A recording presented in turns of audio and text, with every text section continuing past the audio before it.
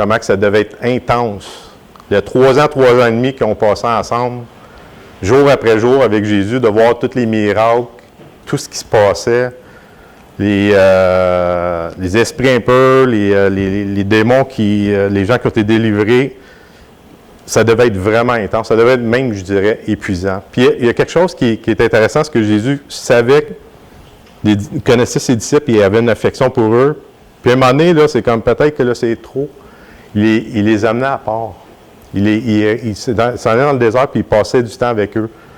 Pas quel genre de conversation. Puis quand je disais, je pense à la dernière prédication, c'est, tu sais, autour d'un feu, là, il me semble que c'est propice à jaser puis de dire des choses qu'on n'a pas le temps de dire dans l'année quand on est bien occupé. Fait que j'imagine Jésus, tu sais, de faire un reset avec ses disciples, dire, OK, vous comprenez pas en ce moment, là, mais un jour, vous allez comprendre. Puis je pense que c'est l'attitude qu'on doit avoir en tant que croyant. On ne comprend pas tout. Il faut laisser le temps au Seigneur de nous confirmer. Ou on n'est pas au même endroit. Personne n'est dans la même maturité. Il y en a que c'est des nouveaux croyants, des vieux croyants, mais Dieu ne regarde pas à ça. Et je veux juste vous dire que vous êtes précieux, peu importe où ce que vous êtes. Il y a un exemple qu'un pasteur avait donné, c'est les plus belles fleurs, j'en ai parlé mardi, les plus belles fleurs sont dans la jungle, cachées, que les hommes ne voient pas.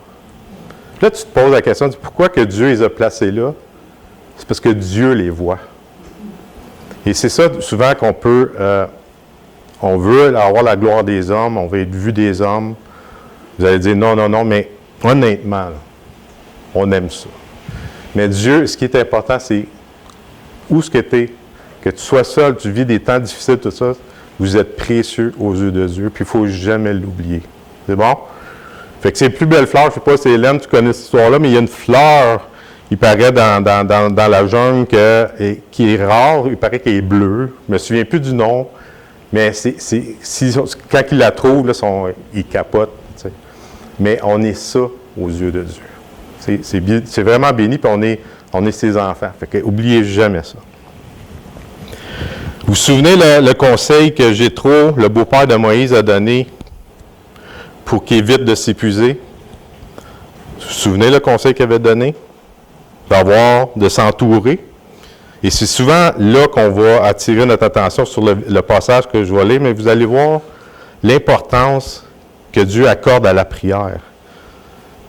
Dans ce passage-là, c'est souvent pris dans les prédications pour de s'entourer puis de diriger les choses, de s'entourer sagement. Puis on va le lire, Exode 18, versets 17 à 27. Martin, je ne t'avais pas donné ce passage-là parce que j'y ai pensé un matin. Désolé. Exode 18, versets 17 à 27.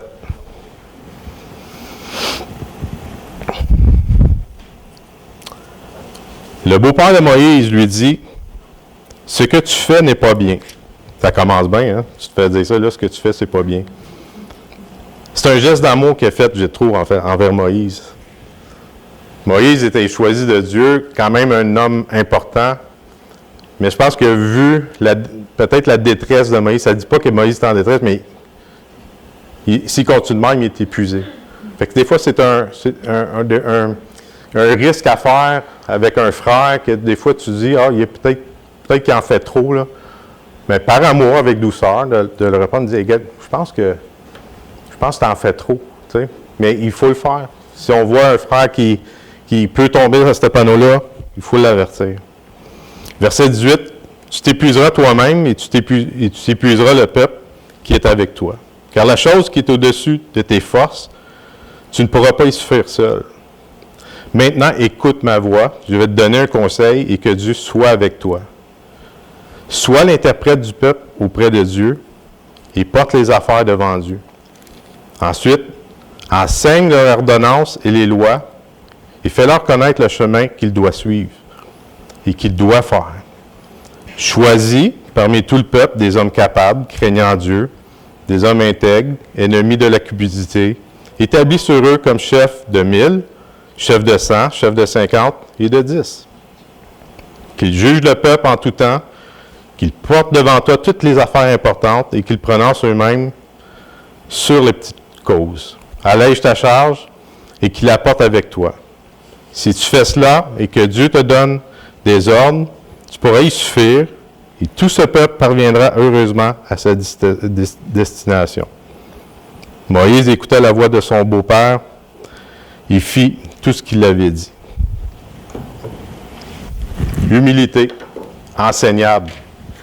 C'est ce que Moïse était, malgré la tâche que Dieu lui avait donnée. Quelques observations dans ce passage. Jéthro, il conseille à Moïse de porter les affaires devant Dieu, être l'interprète du peuple. Et c'est là que je vais vous emmener, c'est d'aller devant Dieu dans toutes les sphères de nos vies, que ce soit les finances, que ce soit la famille, c'est d'aller devant Dieu. Et souvent, on va aller tout de suite, les choses à faire, mais ce qui est important ici, c'est que Jéthro dit, va voir Dieu avant toute chose, avant toute décision, que ce soit importante, les plus petites, va voir Dieu. Ensuite, au verset 20, il dit, enseigne-leur les ordonnances et les lois, fais-leur connaître le chemin qu'ils doivent suivre et ce qu'ils doivent faire. La parole, la prière et la parole vont ensemble. Et finalement, Moïse s'entoure d'hommes capables, craignant Dieu, les établit chefs et petits groupes. Et j'ai trouvé le conseil qui est donné, c'est vraiment ce que nous, on devrait appliquer dans nos vies, dans la prière, dans la parole, et ensuite faire. Vous allez comprendre ce que je veux vous amener tantôt. Ce passage, comme dit, est souvent enseigné pour déléguer, pour que Moïse puisse alléger sa tâche, puis avec raison. Mais le texte, il met une emphase vraiment sur la prière, porter des affaires, les litiges. Il y a des versions qui disent les litiges, et des fois, c'est des situations où c'est pas clair, puis des fois, c'est compliqué. Et des fois, on veut prendre les guides, puis on prend pas, on va pas voir Dieu, on va pas chercher son conseil. Et des fois, on va prendre les pas, on va faire des décisions sans le consulter, sans aller le voir. Nous, dans la Nouvelle Alliance, on a un privilège, on a un avantage, c'est quoi? La différence entre l'Ancienne et la Nouvelle Alliance, le Saint-Esprit qui est avec nous. Il nous guide, il nous transforme. C'est une lumière sur notre sentier. Fait qu'il faut être conscient que quand on marche avec le Seigneur, qu'on n'est pas tout seul. C'est un privilège qu'on a. Puis c'est là que je veux amener en Église, à prendre un temps ensemble par la foi. Le thème de ce 21 jours de jeûne et de prière, ça va être « Je crois, viens au secours de mon incrédulité ». Souvenez où ce que ça a été dit dans le Nouveau Testament. C'est le cri, le père de l'enfant qui a été pris d'un esprit démoniaque. On peut lire ça dans Marc 9, versets 14 à 29. Vous le lirez par vous-même. Ce père-là, quand il a crié ça, devait être épuisé. Le contexte, c'est que son garçon était possédé depuis l'enfance. Fait que ça fait plusieurs années qu'il vit ça. Puis que, en même temps, quand tu regardes ça, c'est le temps de Dieu, à ce moment-là, quand il l'a délivré, pourquoi il n'a pas fait ça rapidement? Dieu, des fois, son temps, c'est pas notre temps. Et Dieu, le temps qu'il fait, son temps est parfait. Mais nous, dans notre conception, souvent, on est dans une société micro-ondes où tout doit être rapide, mais il faut y faire confiance. Le père était désemparé, peut-être triste, découragé, puis il dit à Jésus, « Si tu peux quelque chose, aie compassion de nous. » Et ça, Jésus, qu'est-ce qu'il dit? « Si je peux, c'est sûr que je peux. » Mais dans sa compassion, c'est là que c'est pas le même type de relation qu'il y avait avec les pharisiens sur l'incrédulité. Les autres, ils choisissaient de ne pas croire. Ils voulaient le cœur fermé. Ce père-là était désemparé. Ce père-là, il était en panique.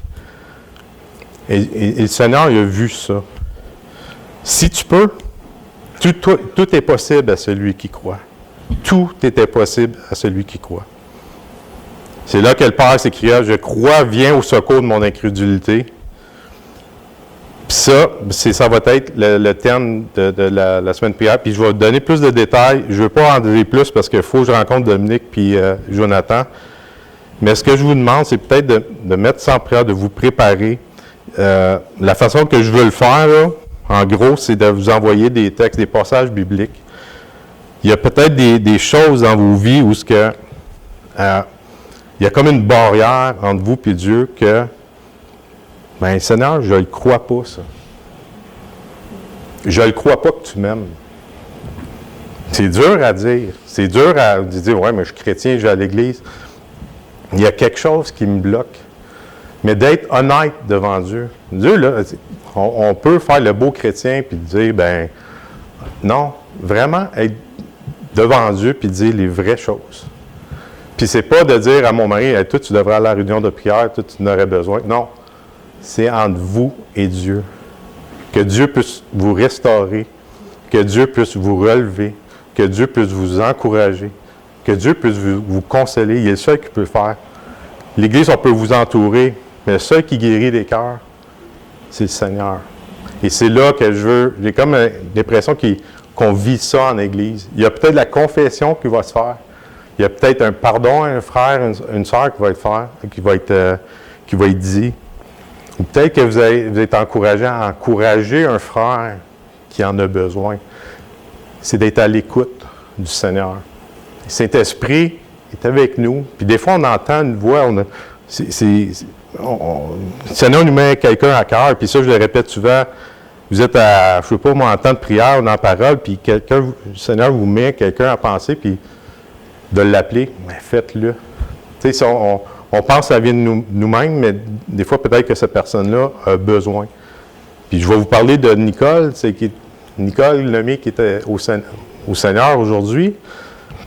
À un moment donné, je vivais un moment de détresse dans ma vie, puis j'étais dans le lit, puis je pleurais, puis le Seigneur, je capote.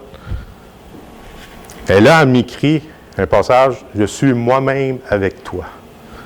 Elle n'a aucune idée de ce que je vis.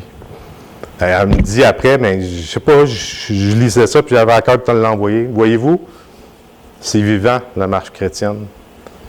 C'est pas plate, c'est pas... Il y a quelque chose de vivant.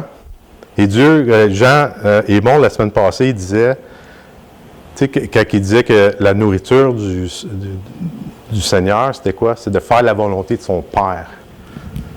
C'est pas de faire les choses, mais lui, il avait une intimité parfaite, il aimait le Père, il avait un plaisir en lui. Donc, s'il y en a un qui était occupé, c'est bien Jésus, mais c'était pas un fardeau, c'était un plaisir.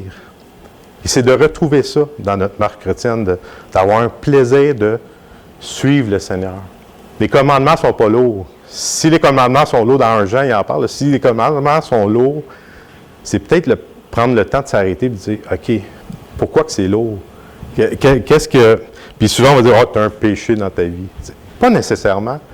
Des fois, Dieu nous amène dans un désert ou dans un temps où on n'est pas bien, il nous sort de la zone de contrôle pour qu'on cherche sa face. On va se dire, « Seigneur, je ne comprends pas ce que je vis là, mais aide-moi. » C'est là qu'il veut nous avoir. Puis là, quand on est dans WAP, puis quand ça va bien, comme le peuple d'Israël, quand il était dans une oasis, puis tout à l'heure, qu'est-ce qu'il faisait? Il oubliait Dieu. Et Dieu nous met dans le bain d'épreuves de dire, gars, regarde à moi, fais-moi confiance. Si c'est une grâce quand des fois on vit des épreuves dedans, je ne dis pas que l'épreuve est le fun, loin de là, moi le premier mais il est en parfait contrôle. Il règne. On le chante souvent, il règne, puis il est souverain. Mais est-ce qu'on le croit vraiment? Et c'est ça, la semaine de prière, c'est vraiment d'être authentique, vrai, transparent devant Dieu. De toute façon, on ne peut rien cacher. Des fois, on prie, puis c'est comme si, ça, je ne te le dirai pas, parce qu'il voit tout. Puis quand l'histoire que je viens de lire, là, du Père, il pose la question au Père, il dit, fait combien de temps? Le Seigneur, il sait, fait combien de temps? Puis il veut nous entendre le dire. Il veut nous entendre clairement dire, c'est ça. Puis ça veut dire qu'il nous rend participants, il veut une relation, il veut une intimité, parce qu'il nous aime. On doute de son amour, on doute de sa bonté. Vous viendrez cette semaine de prière-là. Puis on va prendre un temps ensemble pour prier. Ça, c'était pas dans mes notes, mais Dieu est bon. En tout temps, Dieu est bon. Voici une autre petite annonce avant de commencer. Normalement, il ne les a pas faites, je vais les faire. T'es une joke, non, mais je t'aime. Câlin. À l'automne, je vais prêcher sur l'Évangile de Marc. J'ai hésité entre Actes et Marc, puis ça semble m'amener là. En même temps, j'ai pris un cours à la faculté, puis il en a parlé, fait que j'ai beaucoup de notes, fait que c'est vraiment intéressant, ça va être textuel, on va voir verset par verset, fait que je devrais commencer en octobre, fait que je vous promets à prier pour moi. C'est tout le temps enseigner, tout ça, pour moi, j'en tremble parce que c'est la parole de Dieu, c'est pas rien, c'est pas n'importe quoi, fait que on a besoin, Dominique, moi, puis Jonathan, du Seigneur qui nous accompagne là-dedans, puis vous, de recevoir sa parole. Dans la dernière prédication, j'avais un thème, je ne sais pas si vous vous souvenez, je prêche au mois, un mois et demi, fait que des fois, vous pouvez oublier, c'est normal. Puis le thème, c'était le seul vrai Dieu, du pasteur Paul Washer. C'est une étude biblique... par manque d'expérience, je pense que c'est plus une étude biblique qu'on pourrait faire la semaine. Que, par la grâce de Dieu, peut-être qu'on va faire ensemble. Je vous encourage peut-être à aller le voir. Si vous faites le seul vrai Dieu, Paul Washer, il l'a sur Internet en PDF. Et puis, c'est vraiment riche parce que il se concentre vraiment sur les attributs de Dieu. Puis, il y a des questions avec des références bibliques qui portent à méditer, à réfléchir. Et c'est hyper important, les attributs de Dieu, parce que ça nous démontre, écoute, c'est une mer infinie, comment il est grand, comment c'est riche. Juste aller sur sa souveraineté, tu dis, là, tu lis la parole, puis tu dis, écoute, sa souveraineté est partout, il est en parfait contrôle, de la Genèse, comme j'ai lu tantôt, jusqu'à l'Apocalypse. Il est comme un chirurgien, c'est parfait. Et quand tu te mets à plonger là-dedans, tu te dis, OK, ben là, moi, j'y appartiens. De qui j'ai à craindre? Là? Mais il faut se le rappeler constamment, c'est quotidiennement. Tu sais, la crainte des hommes, là, je suis le premier, des fois, à avoir la crainte des hommes parce que je ne veux pas être persécuté, je ne veux pas qu'on parle en mal de moi, tout ça. Puis je pense qu'on est tous dans le même bateau, mais sans lui, on ne peut pas rien faire. Et ça, c'est un autre sujet de prière, de dire, Seigneur, Pierre, tu m'envoies, mais écoute, je me sens des fois comme les disciples avant que le Saint-Esprit, tu sais, Pierre, là, il disait, ouais, va te défendre, puis c'est le premier qui a levé le feu quand Jésus est arrêté, mais c'est nous, ça. C'est vraiment nous, mais il faut le reconnaître. Comme je disais, c'est ça, il y a des questions qui insistent à chercher dans la parole, de méditer. C'est vraiment édifiant. Puis la méditation, tellement, tellement, tellement important. C'est bien de lire rapidement. En tout cas, moi, je n'ai pas de la misère à méditer parce que je ne suis pas quelqu'un qui lit vite. Puis je ne suis pas vite, avant que quelqu'un le dise. Là. Mais en même temps, c'est tellement important de digérer sa parole. S'il faut prendre 2-3 versets, puis rester une semaine dessus, puis de dire, Seigneur, c'est mieux de faire ça que de lire en surface, mais vraiment de dévorer sa parole, puis de poser des questions. Moi, je suis là, je n'ai pas réponse à toutes. Tu sais, des fois, quelqu'un pose une question, puis je vais aller fouiller, mais en même temps, c'est édifiant pour moi. Les pasteurs, on est en avant, on n'a pas réponse à toutes. Des fois, je dis, gars, attends, je vais aller vérifier, mais ça, c'est béni. Là, tu trouves la réponse, tu trouves un trésor. Tu trouves tu découvres le Seigneur là-dedans. C'est pas plate, la vie chrétienne. Si c'est plate, je veux plus que ça soit plate. Il faut que ça soit béni. Puis souvent, la richesse, dans la richesse où ce qu'on vit, ça fait en sorte des fois qu'on ne dépend pas de Dieu. Fait qu'on pense que tout va bien, Mais ça peut être un piège. C'est comme si on ne dépend plus du Seigneur, on dépend de nos richesses. Martin parlait d'Haïti. C'est une réalité que eux autres, le lendemain, ils ne savent pas s'ils vont manger. Mais il y a beaucoup de miracles qui se passent là-bas parce qu'ils dépendent du Seigneur. Pas parce qu'ils sont meilleurs que nous autres, mais parce qu'ils le demandent. Tu sais, le Seigneur il dit, vous ne demandez pas, vous demandez mal, parce que c'est pour vous autres, vous le demandez, mais demandez-moi, puis je vais pourvoir. Pas dans le but de nous gâter, dans le but de le connaître, d'avoir une intimité, de l'aimer, d'avoir une relation.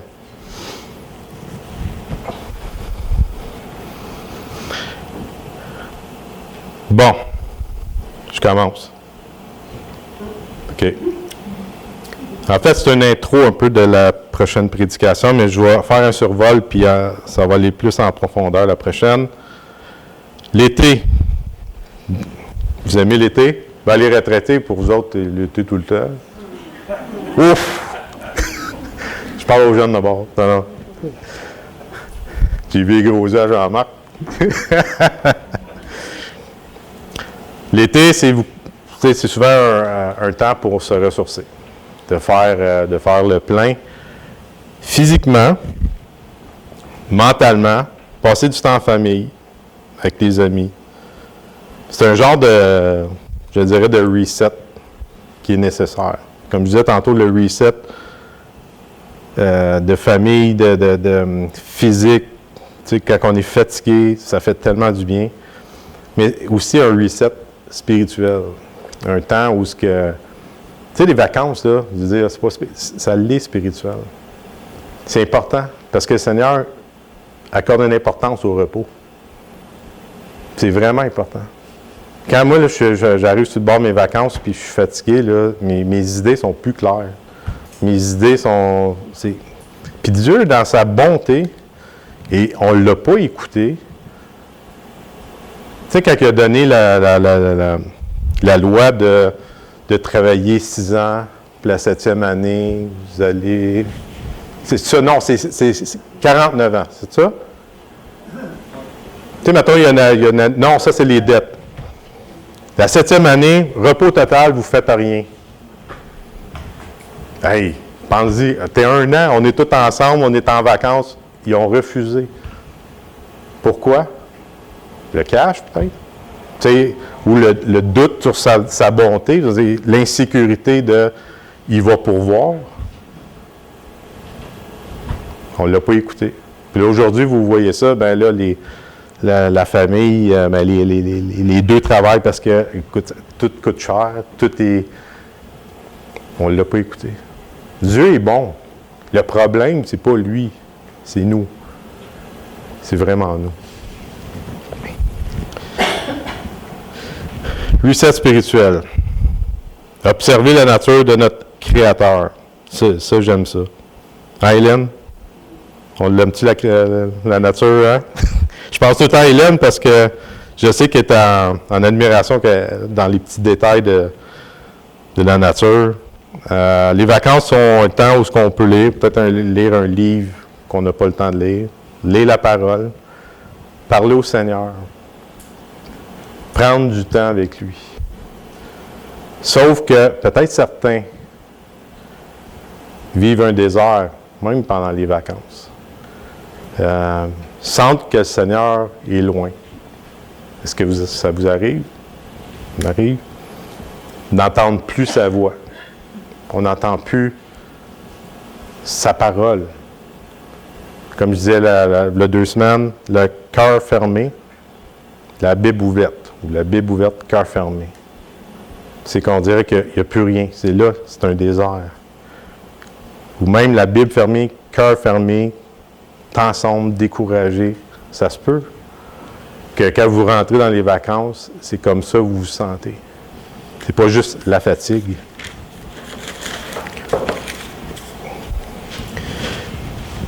J'ai vécu un temps, puis là je ne suis pas là pour parler de moi, mais je veux juste donner un exemple parce que je le vis. J'ai vécu dernièrement vraiment un temps de désert. Même dans ma préparation de la prédication, où C'est comme si je prenais un chemin avec plein de trous, puis c'était comme déstabilisant, pas plaisant du tout. Bible ouverte, cœur froid. Comme si c'était juste de l'information que je donnais ou une insécurité, en fait, d'aller chercher des commentaires à gauche et à droite sans aller voir le Seigneur et je ne le vivais pas. Et je veux demander pardon à l'Assemblée parce que souvent, on peut avoir dans cette richesse-là, écoute, tu vas sur Internet, tu vois IA, puis peu importe, tu peux tomber dans le piège de ne pas aller voir le Seigneur, puis de ne pas dépendre du Saint-Esprit dans nos recherches, quand on plonge nos regards dans la parole. Et le Seigneur, il sait, dans notre faiblesse, malgré tout ça, j'ai partagé ce combat-là que j'avais, ou ce temps d'épreuve avec Pasteur Dominique. On est allé manger ensemble, puis écoutez, il ne sait même pas, il est en vacances, là. On a soupé ensemble, puis il a dit, même avec ce que tu vis, Dieu peut s'en servir pour édifier l'Église, puis pour sa gloire. Puis ça m'a vraiment encouragé parce que, en fait, ça ne dépend pas de moi, ça dépend de lui. Puis le fait que je le reconnaisse, que j'étais dans ce désert-là, c'est une grâce parce que des fois, le Seigneur il t'amène à un endroit où là, tu ne regardes pas au bon endroit. Là. Tu regardes à peut-être tes capacités ou tes dons ou même tes faiblesses, mais regarde à moi. Fais-moi confiance. La réflexion que j'ai eue après ce mot d'encouragement, c'est que le sujet, le centre, c'est pas moi. C'est Christ. Et quand que je disais tantôt, des fois, on n'est pas... si tu tantôt, on n'est pas en repos. Comme il y a quelque chose qui nous trouble. C'est peut-être pas un péché, mais c'est juste le fait que on ne regarde pas à la bonne place. Et Dieu attire notre attention. Il nous amène dans un désert parce que il veut notre attention. Parce que c'est par sa parole qu'il va nous guérir. C'est par sa parole qu'il va nous restaurer. Pas en autre chose. Et Dieu se sert de l'Église, des frères et sœurs, pour des fois nous ramener dans sa grâce. Mais il sait parfaitement ce qu'il fait. Il règne en toutes choses. Colossiens 1,16, ça dit « Tout a été créé par lui », puis ça, tout le monde le croit. Il y a même des... Mais on est écrit pour lui. Mais souvent, moi, mon verset, Marc-André 1,16, il dit « Tout a été créé par lui et pour moi, pour mon gros moi ». Ça, c'est Marc-André 1,16. On en rit, mais c'est tellement une réalité. Quel gros moi, là, il s'aime. Puis j'ai travaillé avec un gars au Costco qui faisait des jokes, il se faisait un câlin, puis ses deux mains en arrière, ils se touchaient. Il dit « Ah, je m'aime », puis j'ai cette image-là, puis c'est tellement vrai. On s'aime vraiment. Hein? Tu m'aimes-tu, maman? Ah oui. Ouais.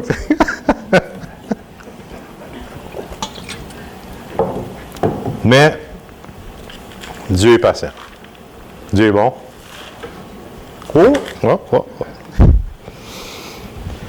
Quand Dieu semble distant ou même absent, ce qui n'est jamais le cas, il n'est jamais absent. On pense qu'il est absent, on a l'impression qu'il est absent, mais il n'est jamais absent. Le problème, ce n'est pas le Seigneur, comme je disais, c'est nous, c'est moi, le gros moi. Puis dans sa grâce, sa bonté, sa patience, Dieu veut nous attirer notre attention vers lui. La dernière fois que j'ai prêché, j'ai lu le passage dans Proverbe 4, versets 20 à 27. En particulier les versets 26-27 qui dit « Considère le chemin par où tu passes. » Considère, on pourrait dire, réfléchis, observe, arrête-toi, prends le temps de t'arrêter. Par où tu passes et que toutes tes voies soient bien réglées, n'incline ni à droite, ni à gauche, et détourne ton pied du mal. Très important ici. Quand on lit, peu importe, dont les proverbes, ou peu importe dans la parole, Christ est l'aboutissement de la sagesse dans l'Ancien Testament. C'est pas d'aller, de dire, ben gars, il faut que je fasse telle affaire. Tout est bon tu lis les proverbes, c'est la sagesse même. Mais ça ne doit pas être lu comme une liste de prescriptions légalistes, mais comme une révélation de la grâce de Dieu en Christ. Et on répond à cette grâce-là. Ce n'est pas de rentrer sur un programme, d'y arriver. Le meilleur exemple, là, vous lirez le psaume 119 avant de vous coucher à soir. Là. Pourquoi? Il y a juste 170 versets. Mais lisez comment que le psalmiste est en amour avec la parole. Il est en admiration de la loi. Mais comment que ça finit? Je suis comme une brebis errante. Ça veut dire que j'y arrive pas. J'y arrive pas. Puis là, Jésus, ça monte sur la montagne, il upgrade ça, puis il dit, tu penses à l'adultère. Je fais juste y penser. T'es fait. Et Jésus, ce qu'il est en train de démontrer, là, que sans moi, vous ne pouvez pas rien faire. Ce qui produit, la loi, qu'est-ce qu'elle produit? Elle produit de la colère. Paul était irréprochable. La loi, là, il était sa coche. Jusqu'à temps que le Seigneur le saisisse sur le chemin de la puis il l'a enseigné, il a montré que c'est pas ça. Sans moi, tu ne peux pas rien faire. Fait que si vous êtes dans un programme de dire, ben gars, je vais essayer de plaire à Dieu, puis je vais essayer de... Ils vont me péter les bretelles, mais qu'est-ce que ça produit? Ça produit la colère, puis ça produit qu'on se compare. Mais c'est pas là que Dieu vous nous a amenés. Le Seigneur, quand il a fait le sermon sur la montagne, imaginez tous ceux qui étaient là, ils disaient, mais comment qu'on va faire?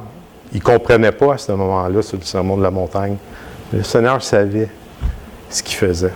Il savait ceux qu'il avait choisis. Et j'imagine après, quand le Seigneur est ressuscité et qu'il est allé sur son trône, les conversations qu'ont eues les disciples ensemble, dire, tu sais, quand il a dit ça, Seigneur, c'est ça qu'il voulait dire. Et là, petit peu à petit peu, des révélations, il devait être émerveillé. Puis là, il se dit, hey, Dieu, fait homme, était avec nous autres autour du feu en train de jaser. Pensez-y. C'est quelque chose. Et on est stressé, on veut tout de suite, mais laissez le Seigneur vous travailler puis vous montrer le chemin.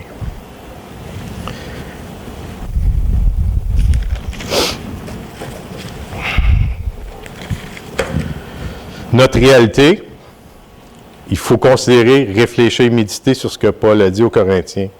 Je vais lire le verset. « Si quelqu'un est en Christ, il est une nouvelle créature.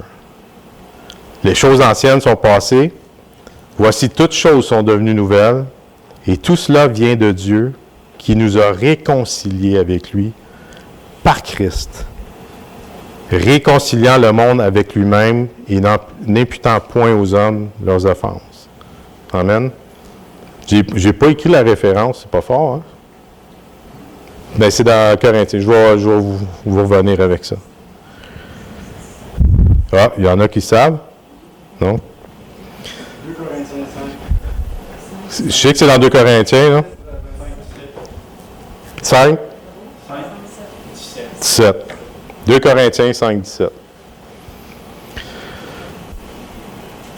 Peut-être que vous dites que je ne sens pas cette réalité-là. Je ne sens pas que je suis une nouvelle créature. C'est normal. Il y a cette tension entre nous, entre la chair et la réalité de qui on est. Tu sais, ma réalité, c'est... je ne prie pas autant que je devrais prier. J'aime pas comme je devrais aimer. J'aime pas comme je devrais aimer Dieu. Tu aimeras ton Dieu de tout ton cœur, de toute ton âme, de toute ta pensée. C'est ce que je dis depuis tantôt, c'est on n'y arrive pas. Mais c'est ça le but, c'est qu'il n'y a aucune condamnation pour ceux qui sont en Jésus-Christ. On doit se reposer en ce que lui fait. Ah, petite musique. Faut que j'arrête.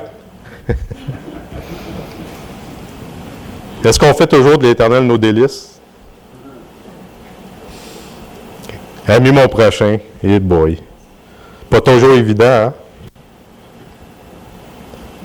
Là, notre réflexe, c'est d'embarquer dans un programme pour s'améliorer, devenir meilleur. C'est fatigant, ça. C'est vraiment fatigant. Et j'ai déjà été dans ce mode-là. Puis je me suis écœuré. Excusez le terme. Je suis sorti de l'Église parce que, premièrement, je ne comprenais pas l'Évangile. Et je ne dis pas que je le comprends complètement, mais je sais qu'une chose, c'est qu'il a pris ma place puis que tout est accompli. Et je veux marcher là-dedans. Fait que si vous êtes dans un programme de vouloir faire des choses pour attirer, même de jeûner. Le jeûner, là, c'est pas OK, je vais jeûner 21 jours, puis le Seigneur, il va. Non.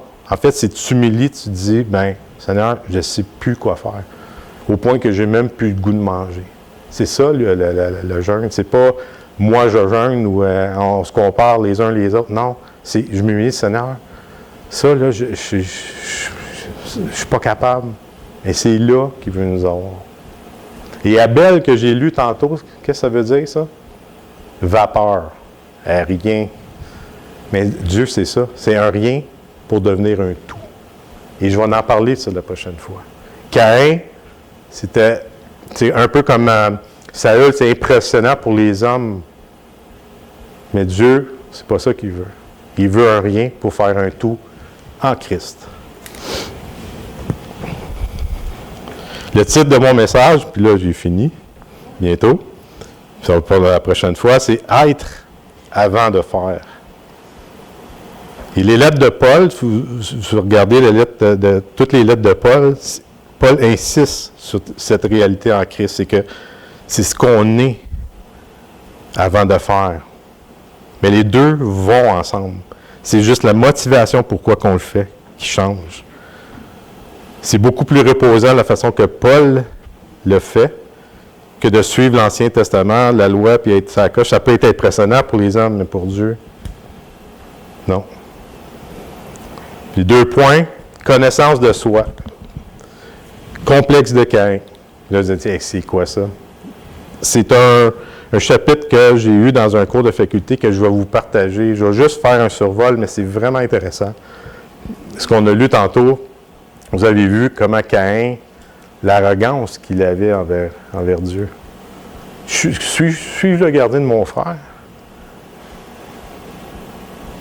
Et Dieu lui a donné l'occasion de se repentir il n'a rien voulu. Et à la fin, ça dit, il s'est détourné, il a pris le chemin de s'éloigner de l'Éternel. On va voir c'est quoi le complexe de Caïn. Puis le deuxième point, c'est la voie, mais pas la voie, mais le chemin de l'Évangile. J'aimerais ça lire une prière qui se trouve dans le recueil « La vallée de la vision ». Il y en a quelques-uns qui l'ont ici. Puis, j'aimerais ça qu'on se le procure pour le 21 jours de prière. Venez me voir pour ceux et celles qui veulent l'avoir. On va le commander en gang, là. Puis, c'est vraiment des prières où c'est des puritains. C'est un mouvement qu'il y avait dans les années 1500, 1600, où c'est pas un mouvement parfait. J'étais allé là, puis il y avait plein de défauts, mais il y a une chose qui, eux, était en amour avec la parole. Tout ce qu'ils disaient était collé sur les Écritures. Je disais la dernière fois que quand on lit un livre ou peu importe, qu'on regarde une prédication, de tout le temps avoir la parole proche, de vérifier ce que je dis, de vérifier ce que vous lisez, puis de demander au Seigneur de vous protéger, de vous garder de ce que vous lisez. Il y a un pasteur qui me disait que son jeune s'est détourné du Seigneur, il est élevé dans l'Église par un cours de philosophie au cégep. Donc, personne n'est à l'abri de s'égarer. Même si tu es béni dans l'Écriture, si le Seigneur, il ne saisit pas, mais quand vous lisez un livre, vraiment, de demander au Seigneur la protection du Seigneur dans ce que vous lisez. C'est hyper important. Il y en a des livres en masse, mais que Dieu vous nous protège. La prière, c'est autodépréciation. Je vais dire, bah, il est déprimant. Hein? Je vais vous le lire.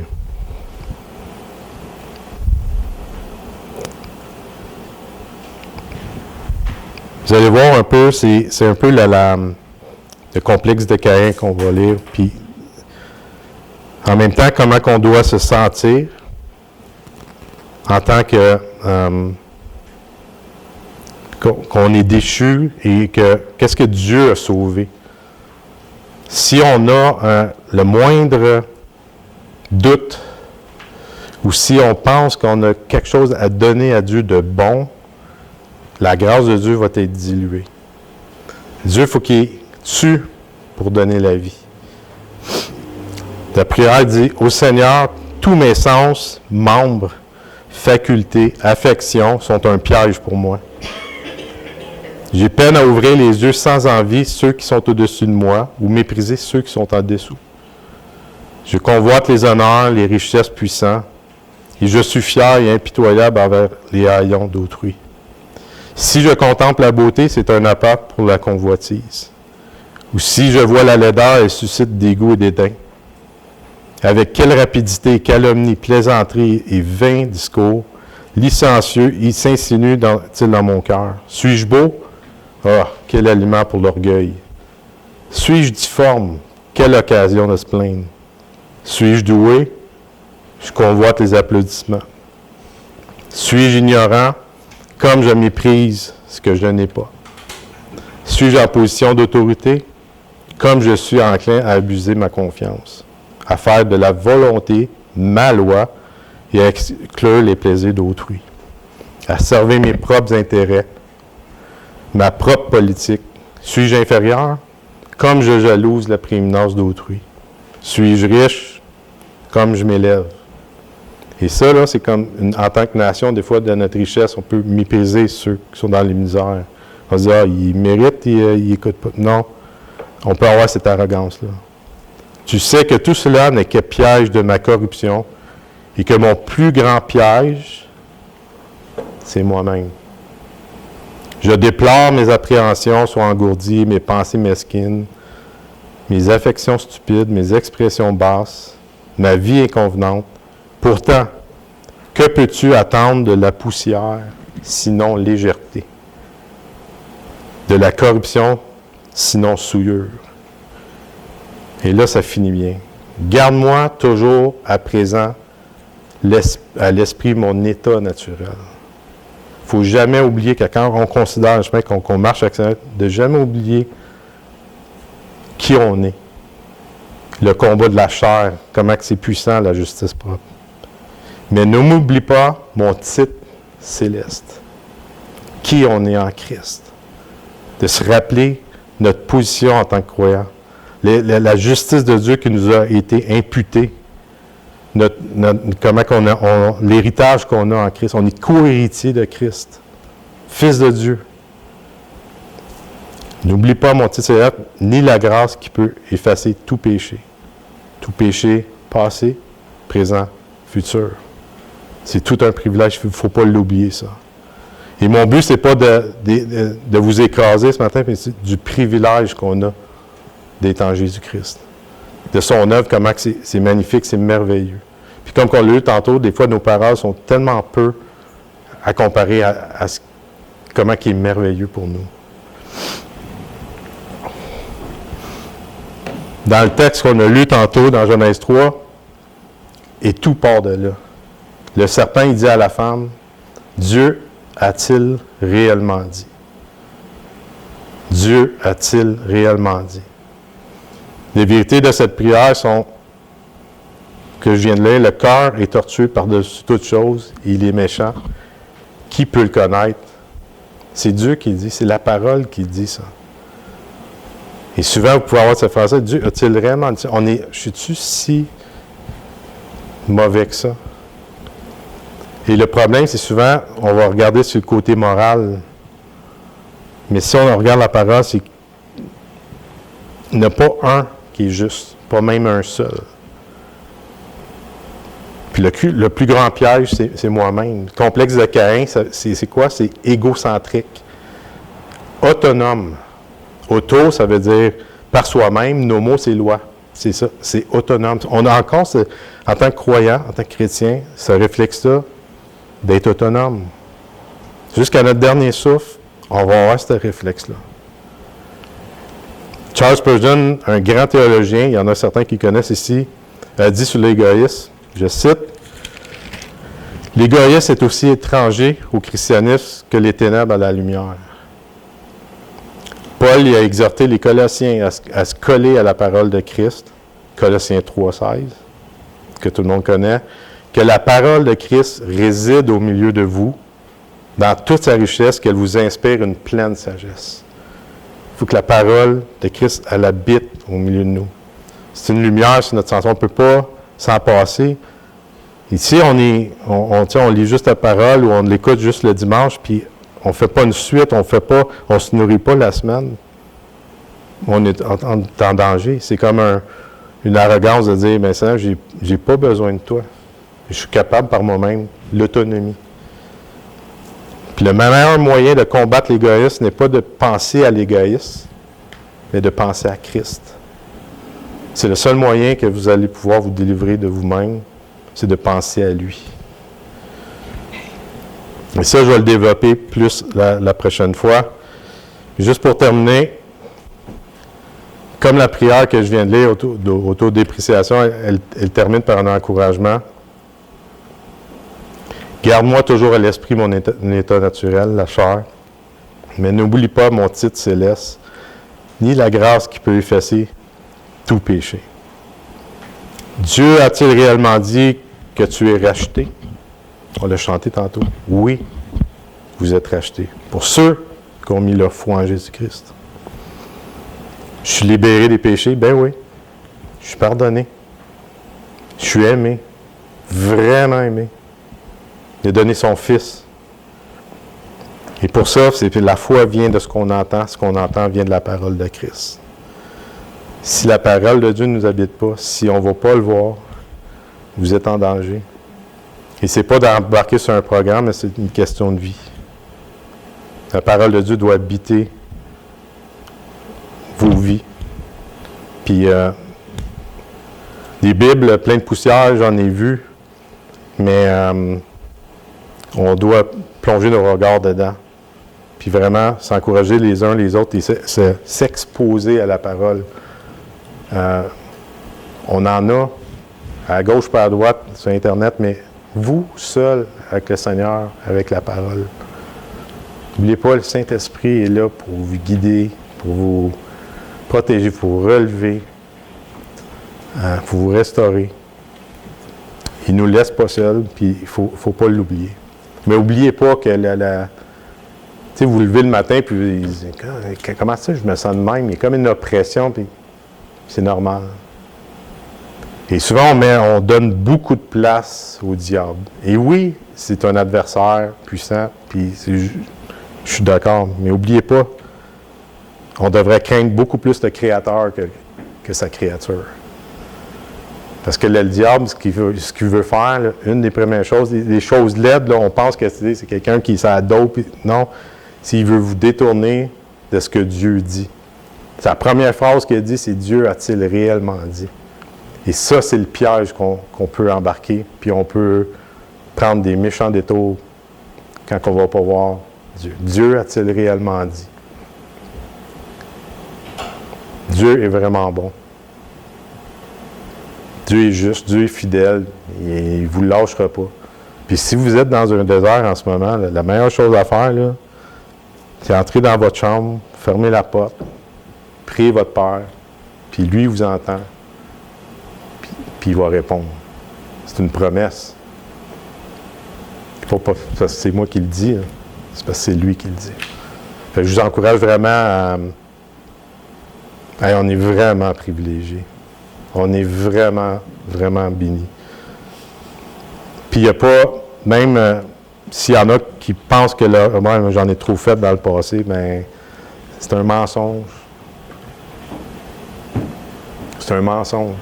Puis tu sais, la pensée du monde, souvent, comme, tu sais, autonome, là, le monde se donne la raison, le droit de l'avortement, de tuer. Puis, si tu parles contre ça aujourd'hui, écoute, tu te fais rentrer dedans solide. Et c'est ça, la pensée. Le monde sont séduits par le père du mensonge. Puis il y en a peut-être qui écoutent, puis qui ont vécu un avortement, puis ils se sentent coupables, mais Dieu pardonne. Et des fois, on est paralysé par notre passé parce qu'on a fait telle affaire, telle affaire, telle affaire. Oui, il peut y avoir des conséquences dans votre marche chrétienne, comme David, qui a commis l'adultère avec Bathsheba. Il était en amour avec le Seigneur, mais il y a eu des épreuves parce qu'il y a eu une désobéissance. Mais Dieu est avec lui jusqu'à la fin. C'était pas facile avec la famille. Si vous regardez, c'était pas sa force, disons. Mais Dieu est avec lui. Donc, plutôt que de regarder notre gros moi, regardez à Christ. C'est beaucoup plus léger dans ce temps-là que quand on regarde Me, Myself and I. C'est bon? Dieu est bon. Puis je vais prier, puis après on va faire le dernier chant. Merci Seigneur pour ta parole. Puis je prie vraiment, Seigneur, que ça puisse faire un effet dans ma vie, dans la vie de mes frères et sœurs ici, Seigneur. Puis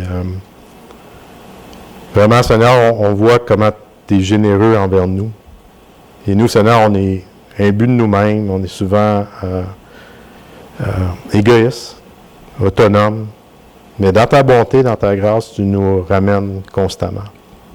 Et des fois, on prend des chemins, des détours, puis on prend nos propres décisions sans aller te voir. Mais même là, tu es fidèle. Tu nous gardes. Puis on est dans la paume de ta main. Il n'y a rien qui peut nous arracher. On est scellé. C'est garanti. Tout est accompli. Mais Seigneur, rends-nous vraiment conscients de cette réalité, de ce qu'on est en toi. Fait que merci. Bénis chacun aussi, Seigneur, qui sont ici. Tu connais leur cœur, tu connais ce qu'ils vivent en ce moment. Je te demande d'encourager celui qui est découragé,